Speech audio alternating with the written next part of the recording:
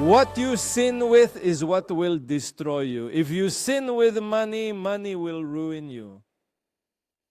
If you sin with sex, sex will lead you to ruin. If you sin with hatred, hatred will lead you to ruin. With what you take, it will be enough, and you will become what is the nature of the sin committed. Seen this way, Mela and Lehen become two types of paths for us, two types of conduct in life, two types of personalities. And you decide whether to have a personality that brings people closer to God or drives them away from God. You choose with the deadline. Accept it. Or you choose with the mem. You decide to be lehe or you decide to be melaj. Each one of us. Mela means a selfish person, self-centered, interested, materialistic, ungrateful, indifferent. Lehem represents a noble, altruistic, generous, kind, and giving person. One decides what kind of person to be and what kind of home to have. But this the Rebbe says, as we heard in today's reading of the Hasofen Hamalkuti, the one who has will have more. The one who has will have more, and the one who doesn't have, even what he has, will be taken away. How do we understand these words from the Rabbi? What spiritual laws are at work here so it doesn't seem unfair? Because at first glance, it seems like taking away even what one has and giving it to the one who has more. This does not represent our master's sense of justice at all. How do we explain this? The answer is that if you look at the context, the one who doesn't have because HASHEM didn't give it to him. Certainly, God has given as much to the one who has as to the one who doesn't. The problem is that the one who doesn't have now is because they misused what God gave them. She wasted it, he used it badly, abused it, was never generous, was never kind, was never lame, always a meme. It was never for the whole time melaj.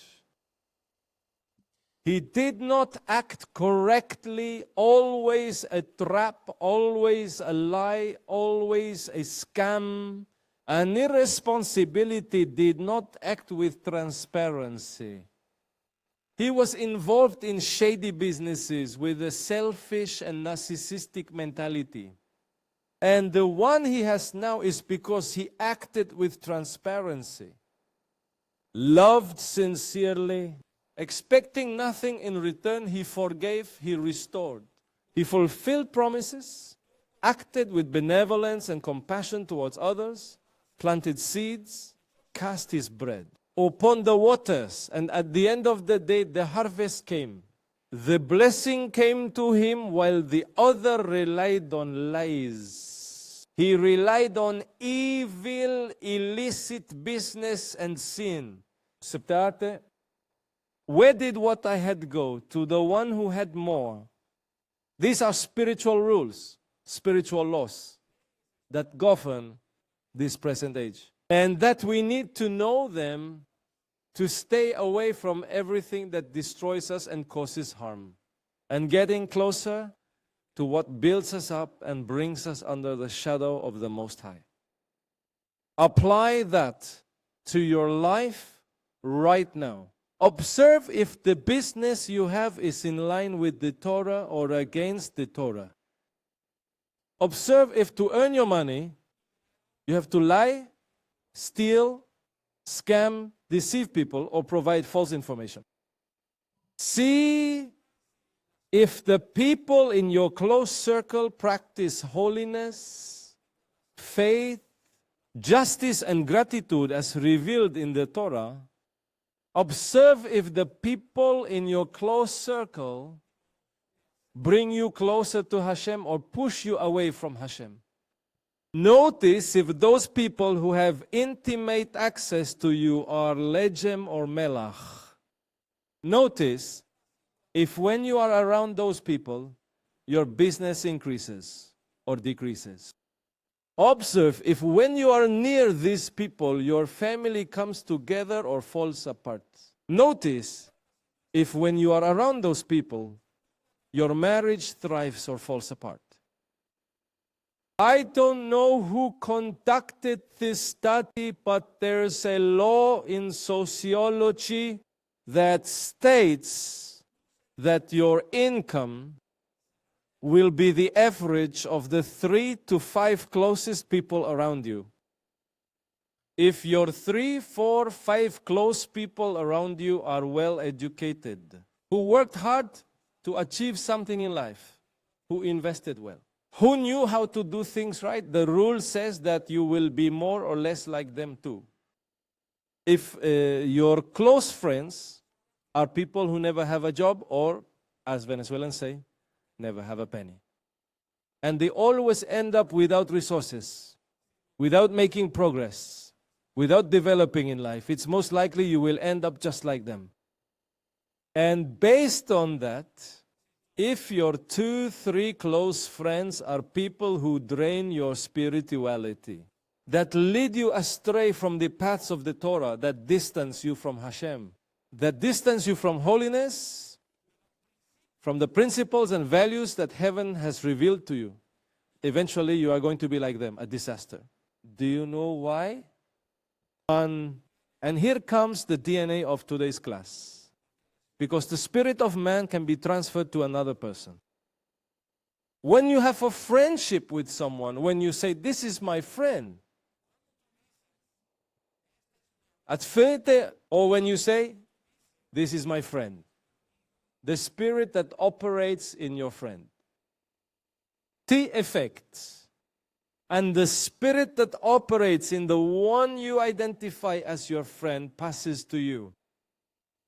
And if the spirit of the other person is stronger than yours, part of the influence operating in that person passes on to you. It is like sexual intercourse. When you have sexual intercourse with a person, part of that person's spirit passes to you, and vice versa. What happens, for example, when a person is promiscuous and today they are with someone new? Tomorrow she is with someone else. The day after tomorrow she is with another one. Part of that person's spirit transfers to you.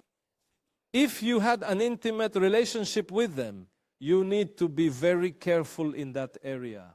That's why people change when they meet certain people or when they have intimate relationships with certain people. And it changes to the point where the husband says, this is not my wife. This is not my wife. I'm telling you, I know her. This is not my wife. And the woman says, this is not my husband. This is not my husband. I tell you because I know him, this is not my husband. Or a mother says, you know what? This is not my daughter. I know her, and this is not my daughter. What happened? Is it the same person? The same body, the same eyes, the same hands, the same face, but something different is moving inside that person. That is why in our prayers you will see that it says, with the aim of rectifying its spiritual root in the heavenly realms. What does that mean? It's just that in the same way you're the result, from the recessive or dominant traits of your 2 previous progenitors regarding human biology at a spiritual level. You are also the result of a spiritual root from your previous parents, whether recessively or dominantly. So, when you have an intimate relationship with a person, it is not just with that person. You're having an intimate relationship with all the spiritual baggage they carry. That of that person, what that person is. And the same happens with your friendships. When you accept a friendship and you say, this is my friend, or this is my friend, It means that you share things. They share secrets. Share your concerns. Share advice. Share quality time. Share values. They share hobbies. They share memories. And when you have a friend, there's also a spiritual connection. And if that person you accept within your mental boundaries, within your emotional world and within your spiritual world, if you have the right values, it will elevate you. And it will make you prosper. But if that person has the wrong values, they'll bring you down and ruin you. If that person is melash, they'll distance you from HaShem, and eventually you'll become like them. And behind you will come your children and your children's children. If that person is Leshen, they will bring you closer to Jen.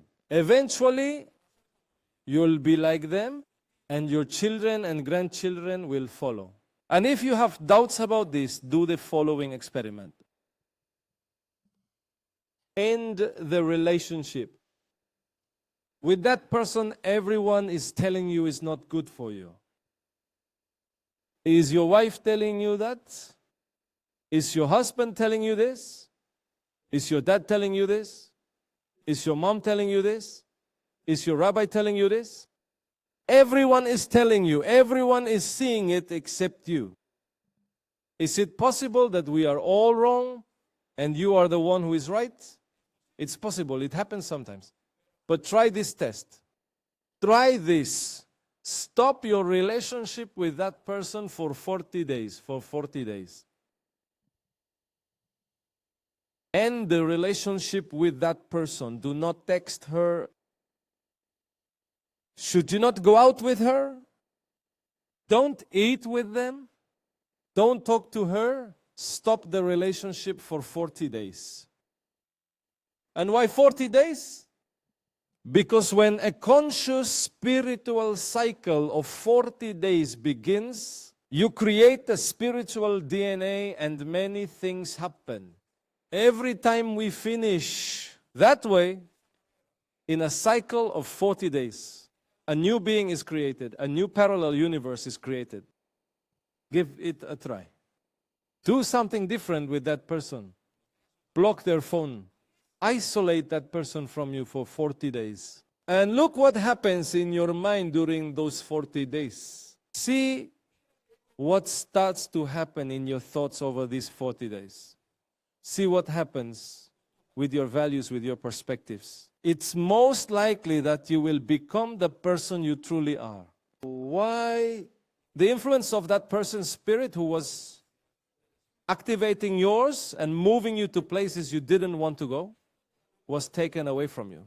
And doing things you didn't want. I have a niece, politician who is in Israel doing an advanced course in biology. And I found out she was working with cockroaches and wasps and all those things. And I found out some things. I started reading a bit about what's really going on.